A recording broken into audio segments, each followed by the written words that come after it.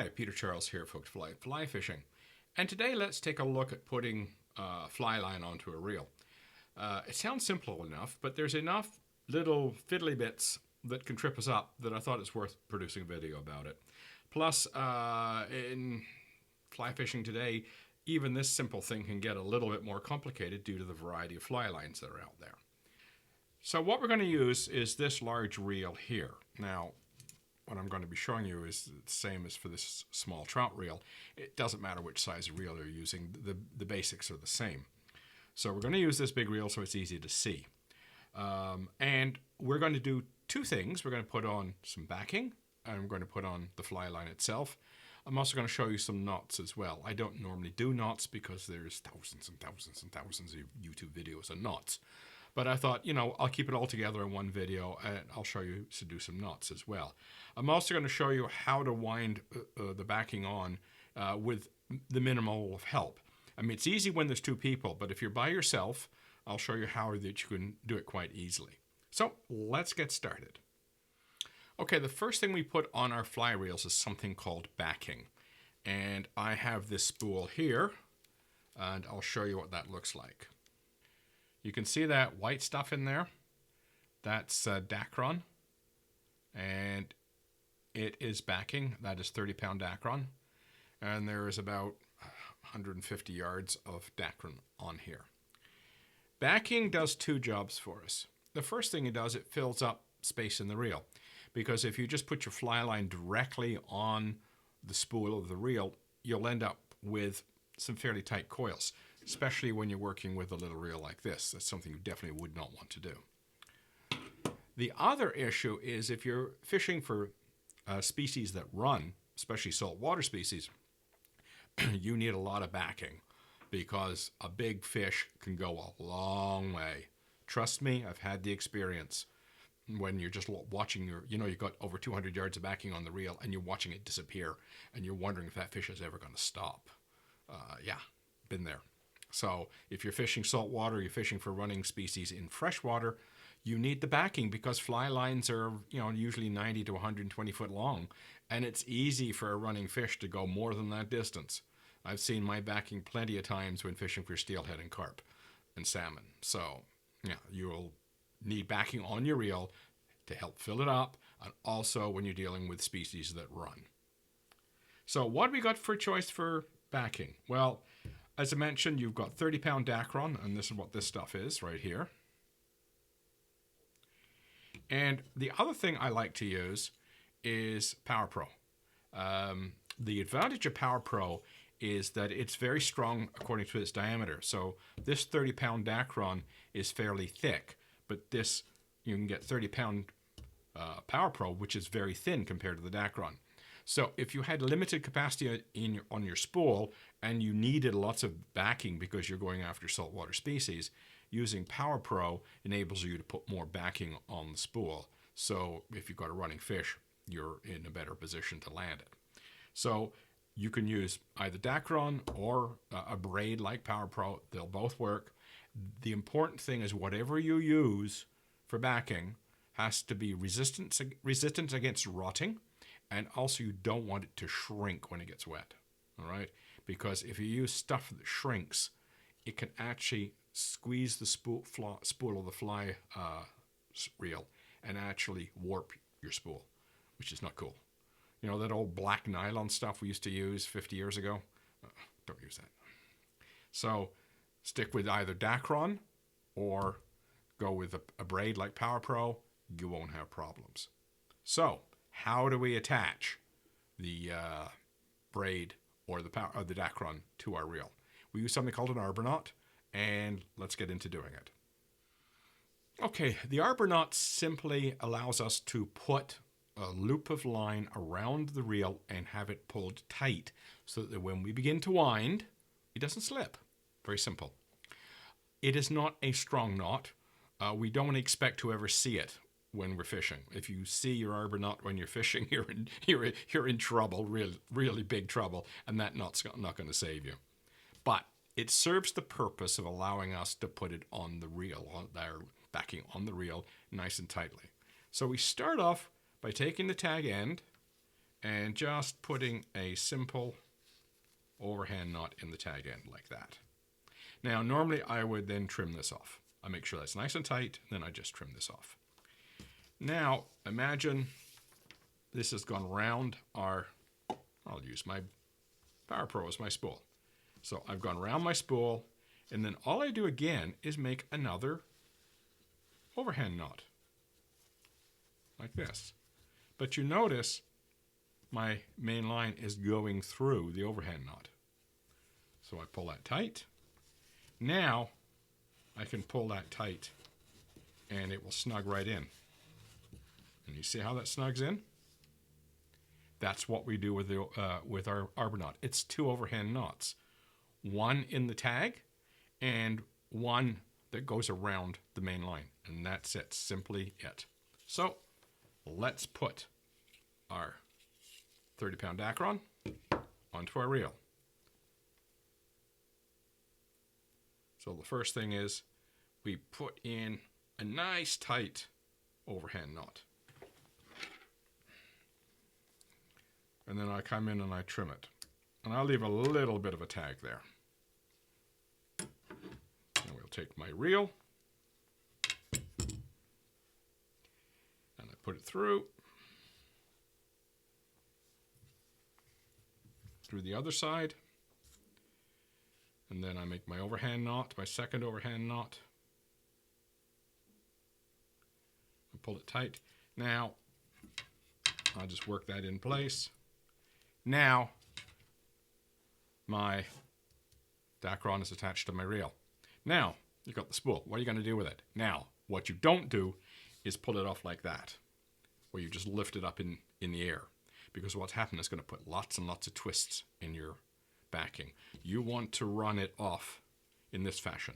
So it just spools off neatly.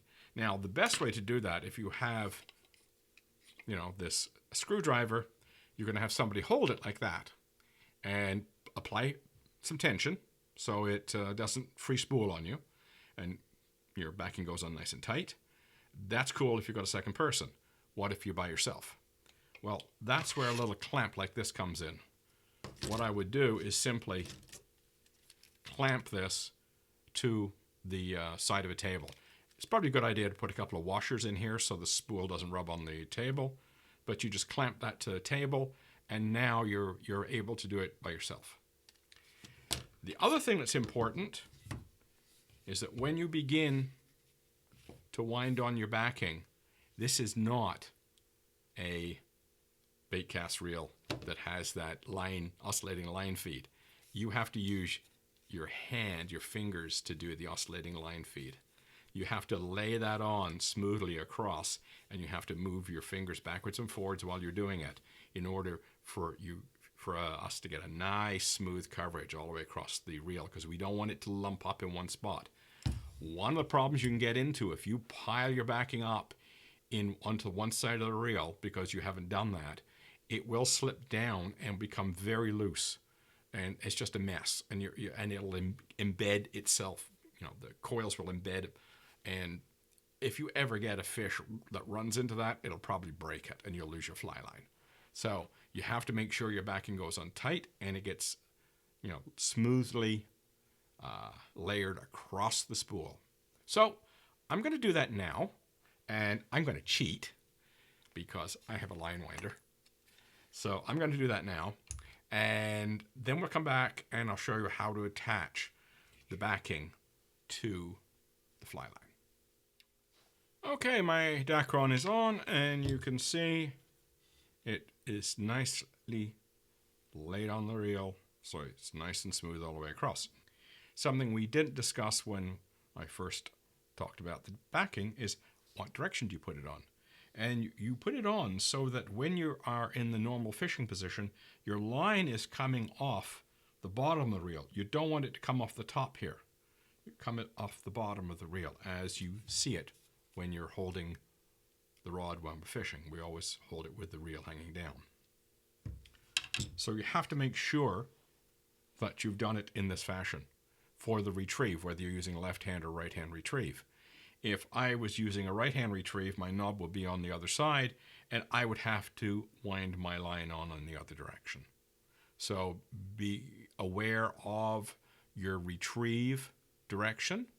So you have to know whether you're on your left hand or your right hand, and then wind accordingly. That's one of the reasons why it's very handy to attach your reel to a rod when you do this for the first time, because you get a sense of how it's supposed to lay on the reel. And of course you're retrieving the line as you would when you're fishing. So it goes on in the right direction. It's kind of a default way of doing it, so you don't have to worry about the direction if you put it on the rod. And the other thing, you can see I don't have the next section, so there's no guides. I'd recommend putting the next section on and feeding a line through the guides. It'll make the job easier. Okay, the next step is to decide how much backing we put on. And you're going to say to yourself, oh, well, how do I measure that? Well, in the good old days, we have a reel like this, and you see that circular ridge. And there's a row of holes or perforations, and then there's that ridge that goes all the way around.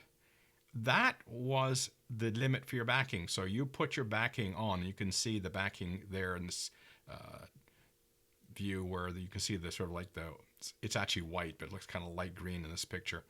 And your backing goes up to the limit of that ridge, and then your fly line goes on afterwards. That worked perfectly in the old days where fly lines were fairly consistent and standard, and they were all basically the same shape and the same size. For if a 4-weight was a 4-weight, it was a 4-weight. There wasn't a whole lot of difference between them.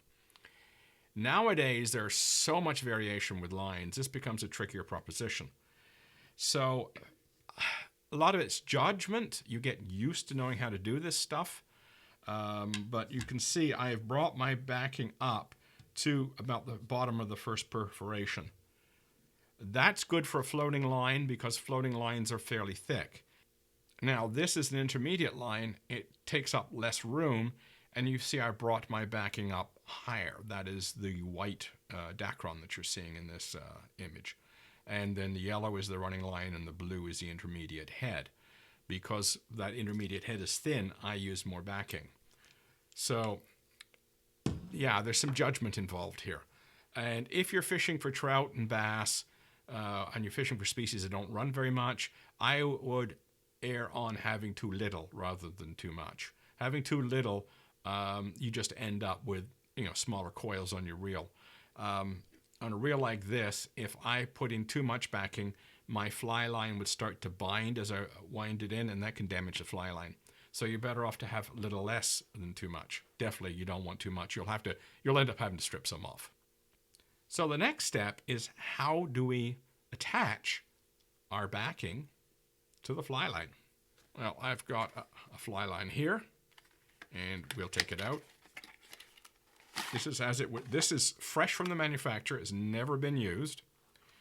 And you can see it has twist ties that you take these twist ties off. And you have a loop at the end. Now, the thing about these loops, these are welded loops. Most fly lines today, especially the more expensive ones, come with loops at both the front end and the back end. Some fly lines only have loops at the front end, and the cheaper lines don't have loops at all. So when we are putting a fly line on a reel, the first question we have to ask ourselves, does it have a loop? And when you take your fly line out of the box, like I have with this one here, this end that's sticking up is the end that gets attached to your backing. It's the running line end. And you will see that there is a label that says reel end. And that label is on the end of this bit right here. If I was to take those twist ties off, you would see it's a foot down from this. It tells you what is the end of the fly line, and so you don't attach it to the wrong end, which does happen. People have attached their backing to the front end of their fly line, and then you wonder why it doesn't cast properly. Yeah, it happens. So you can have fly line with a loop. You can have a fly line without a loop. So how do we handle that? Okay, this white wire here will be my substitute for the loop at the end of a fly line. Now, the simplest way, if you are not going to be changing this line It's going to go on the reel and that's it. You're never going to take it off.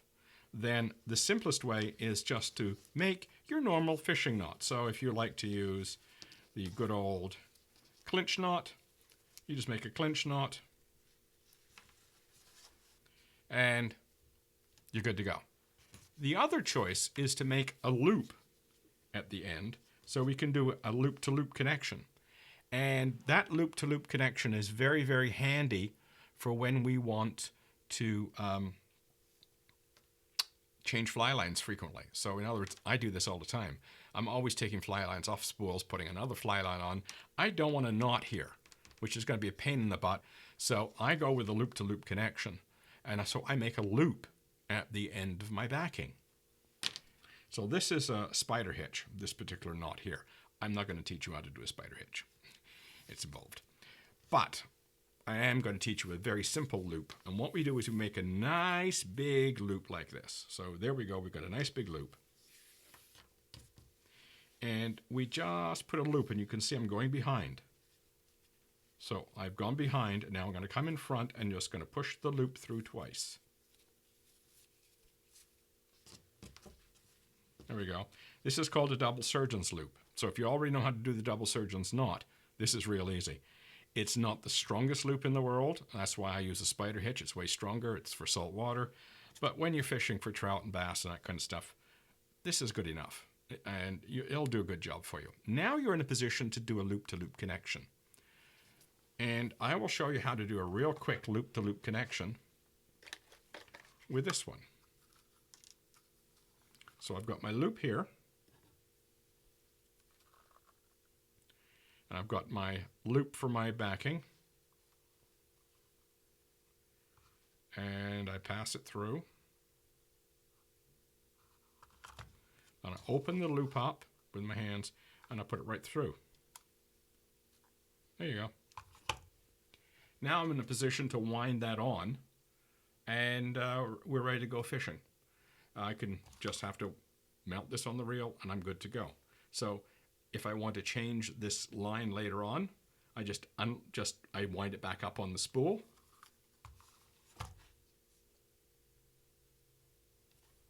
Pass it through. And it's unhooked. Nice and simple. So if you're going to never take the line off the reel until it's old and needs to be replaced, just use a knot. You know, clinch knot, uni knot, whatever. If you're going to be changing your fly lines with some regularity, use the loop system. And the double surgeon's knot is the simplest knot for you to use. There are other knots out there that are more complicated and better, but the double surgeon's knot will get you going. Okay. There is another choice. Let's say your fly line doesn't have a loop and you want it to have a loop. How can you manage that? Well, this is a very old fly line of mine. It's a saltwater fly line. It's about, 13, 14 years old. And back then they did not have welded loops and I did not know how to weld lines. I do weld lines now. So if you want to check out my line welding videos, you can learn how to make your own loops. But back in that day, I didn't know how to do it. So in this particular example, what I've got here is a doubled over fly line that has two nail knots. And those nail knots hold the line in place and create that loop. Now, this line has been fished many, many, many times. It's one of my old lines. And that loop, that's the original. So it's plenty rugged. It'll work just fine. And it's gone through the guides of more than a few times when a big fish has run. And I've been able to retrieve it. It's not an issue. So that is a choice. You can make your own loop just by folding back in two nail knots. Now, I'm not going to teach a nail knot this time around. There are plenty of videos on how to do nail knots. I would highly recommend that is one knot you learn how to tie because it enables you to do things like this. Also, if the other end of the fly line doesn't have a loop, it allows you to connect some heavy mono to the end of your fly line to create a loop. I'm going to assume that at least the front end of the fly line has a loop because the vast majority of the lines out there these days do have loops. So let's get on to actually putting our fly line onto our reel. So I'm going to use this old line and I'm going to do a loop-to-loop connection.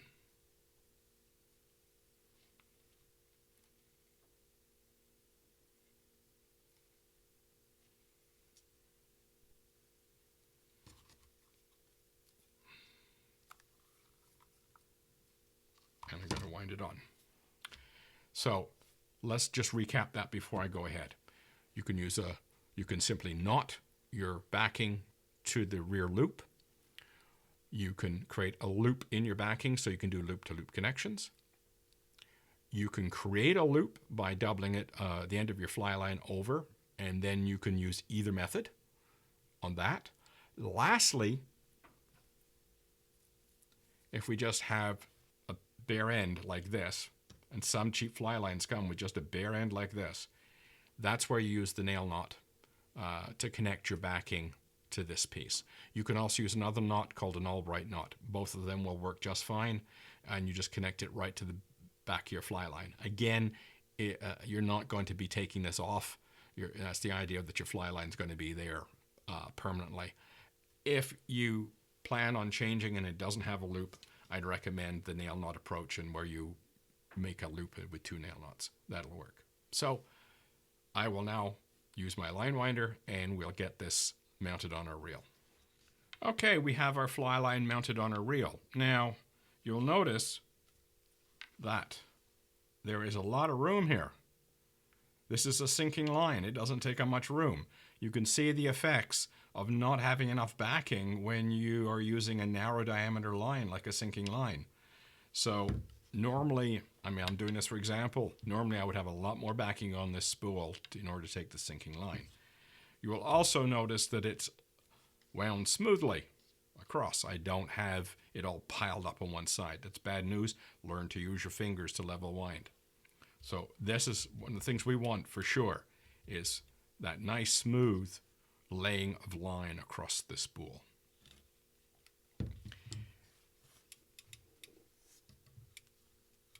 Now I'll just take my leader, pull it out, and I'll show you where the leader attaches. You see there's a loop. I made this loop. I welded this loop. And you can see that there is a loop-to-loop connection with the leader. So most fly lines have that kind of loop system on the end. As I say, I made this one, but most fly lines today have at least a front loop.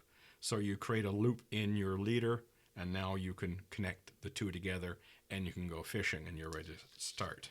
Now, as far as the loop in the end of the leader is concerned, a lot of the leaders that you buy already have the loops made. But if you have a leader that does not have a loop on it, you can use that double surgeon's knot that I showed you, or you could use a perfection loop. And that's another one. As I say, I'll suggest that you just go into YouTube and take a look for perfection loops. But it's another way to make a loop to put on the end of your leader, and you can make that loop-to-loop connection with your fly line, and you're good to go. If your fly line doesn't have a loop at the front, then you're going to have to use some heavy mono, like 40 pound, 30 pound, 40 pound mono. And you have to nail knot that mono to the end of the fly line, and then put a loop on the end of that piece of mono, so you can loop to loop the leader to the mono. As I say, I'm not going to bother showing that because the majority of fly lines out there have at least have front loops. So it's not something we normally have to worry about. This particular fly line I have here is so old. It was back before the days of welded loops. So I made my own. But you can, when you go shopping, you just have to ask the person at the fly shop, does this have front loop? And if you see a back loop like this, there's the back loop on this fly line. You can be guaranteed if the fly line has a back loop, it also has a front loop as well. So you're good to go in that respect. So there you go. That's the essence of putting a fly line and backing onto a fly reel. As I say, in the old days, they used to put this little ridge on the fly reel to show you exactly where the backing went. Today, we have to use our judgment. You can see in this particular example what happens when you don't have enough backing and using a skinny line. Now, if I had using a very fat floating line, I would fill that space up. So, that's where that judgment calls comes in. Am I using a floating line or a sinking line? Am I using a line with a long head or a short head? The longer heads take up more room than the short head lines. Is it 120 foot long or only 90 foot long? Again, takes up more room. These are things you have to know. And there's no way I can show you all of the possibilities, all the permutations. All I can say is, you get used to doing 2 or 3, you get used to judging how much you need. But it's not rocket science. It's just, make sure that your wind is the correct way. So your line comes off the bottom of the spool, like that. You can see it's coming off the bottom of the spool. You don't want it coming off the top of the spool. And when you retrieve it, it goes in the right way. So I'm retrieving my line when I'm turning, the same as I'm turning a spinning reel or a bait casting reel, the same direction. You want to make sure you're retrieving your line when you're doing it. You're doing it the right way so you're not reeling backwards to retrieve your line. But those are the things, you only make that mistake once. And after that, you know which direction you need to wind it in. So there you go. How to put fly line and backing on a reel. So get out there, get fishing, and catch some. Cheers.